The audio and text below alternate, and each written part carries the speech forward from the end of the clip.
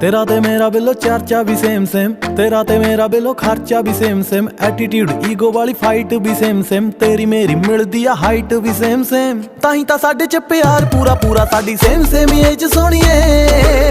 ताही तां साडे च प्यार पूरा पूरा साडी सेम सेम एज सोहणीए, ताही तां साडे च प्यार पूरा पूरा साडी सेम सेम एज सोहणीए।